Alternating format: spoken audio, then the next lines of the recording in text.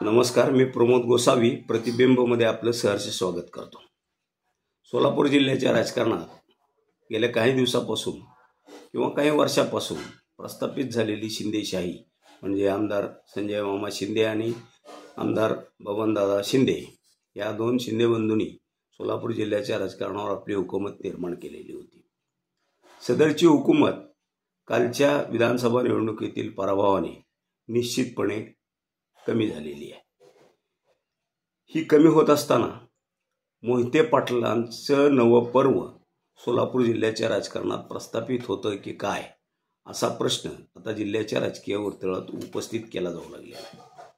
वास्तविक पाहता नुकत्याच झालेल्या विधानसभा निवडणुकीत शिंदे बंधूंचा पराभव झाला।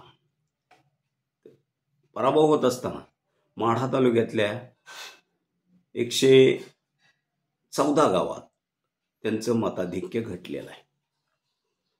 त्यातली 78 गावं ही माढा विधानसभा मतदारसंघात येतात, तर 36 गावं ही करमाळा मतदारसंघात येतात। माढा तालुक्याच्या राजकारणातील शिंदे बंधूंच्या राजकीय वर्चस्वाला माढा आणि करमाळा या दोन्ही मतदारसंघातील पराभवाने ब्रेक लागला आहे।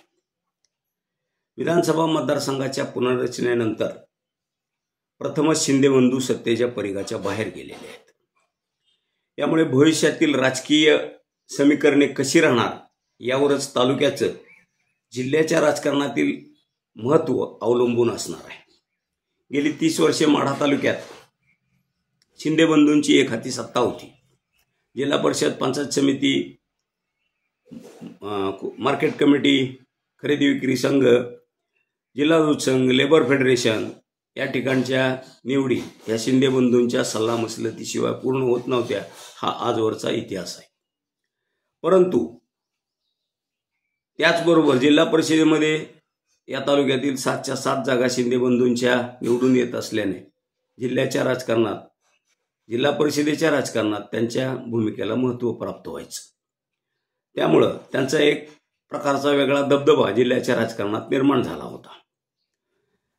विधानसभा निवडणुकीत यंदा प्रथमच माढ्यातून माजी आमदार बबनदादा शिंदे आणि बबनदादा शिंदे यांचे चिरंजीव रणजितसिंह शिंदे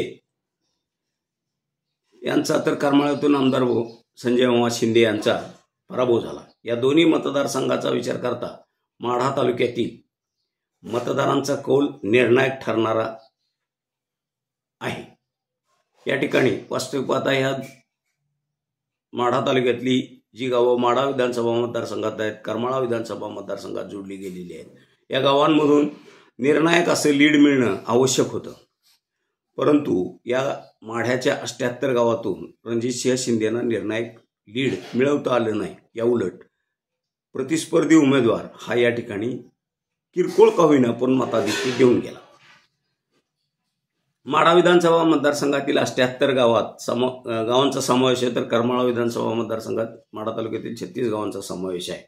या 114 गावातील शिंदे बंधूंचा जनाधार कमी झाल्याचं चित्र मतमोजणीनंतर समोर आलं आहे। तुतारीची क्रेज आणि मतदारांचा परिवर्तनाचा कल हा जनाधार कमी होण्यास कारणीभूत ठरला असल्याचं मानलं जात आहे। शिंदे बंधूंच्या विरोधकांकडे या भागातील मातब्बर नेते मंडळी नव्हती, पण गावोगावी नेते एकीकडे आणि मतदार मात्र तुतारीकडे असं चित्र समोर आलंय। विधानसभा निवडणुकीत महायुतीला अपेक्षेपेक्षा जास्त जागा मिळाल्या। आता लवकरच स्थानिक स्वराज्य संस्थांच्या निवडणुका लागतील। विधानसभा निवडणुकीत शिवसेना शिंदे गटाचे जिल्हा प्रमुख राहिलेले प्राध्यापक शिवाजीराव सावंत यांनी निवडणुकीच्या रणधुमाळीत पक्षीय भूमिका बाजूला ठेवत आमदार संजय मामा आमदार बबनदादा शिंदे यांचे चिरंजीव रणजितसिंह शिंदे यांना आपला पाठिंबा दिलेला होता।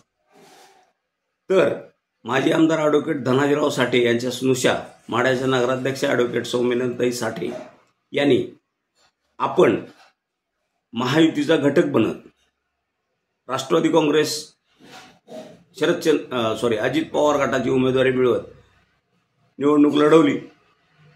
या निवडणुकीत त्यांना केवळ 13,500 मतांवर समाधान मानावं लागलं, परंतु आज त्या राज्यातील सत्तेत असलेल्या महायुतीचा घटक बनलेल्या आहेत। माढा तालुक्यातील माढा नगरपंचायत आणि कोटवाडी नगर परिषद ही शिंदे विरोधकांच्या ताब्यात आजवर राहिलेली आहे. हा आजवरचा इतिहास. या झालेल्या विधानसभा निवडणुकीचा परिणाम हा कुर्डवाडी नगर परिषदेच्या निवडणुकीवर होणार का हे पाहणं देखील आता औत्सुक्याचं ठरणार आहे. बदलत्या राजकीय संदर्भामुळे स्थानिक स्वराज्य संस्थांच्या निवडणुकीत येथे नवीन राजकीय आघाडी किंवा समीकरणे तयार होणार का, किंवा विधानसभा निवडणुकीत पक्षीय भूमिका डावलून सावंतांनी घेतलेली भूमिका यापुढच्या राजकारणात कायम राहणार का, याबरोबरच साठे गटाची भूमिका काय राहणार हे पाहणं देखील औत्सुक्याचं ठरणार आहे. धन्यवाद.